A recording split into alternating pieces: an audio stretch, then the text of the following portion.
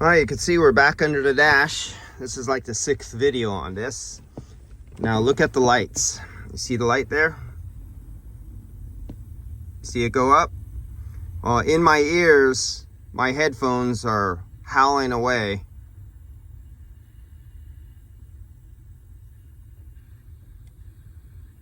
Now this is the leak. Supposedly he fixed that, but under pressure it's leaking. So let's see what's going on here.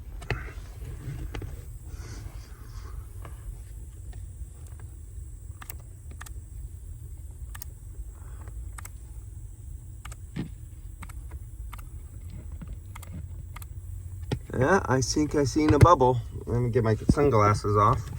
Oh yeah, there's bubbles. Oh yeah, we still got a leak there. Okay, so that's the leak that he fixed. He put a new gasket on it, so it still leaks. So not only the front shaft seal wasn't just it, and it might not even be it. It might have just been coincidence that I moved the front shaft seal on the compressor by turning it, and the vacuum went up really fast when I touched the vacuum.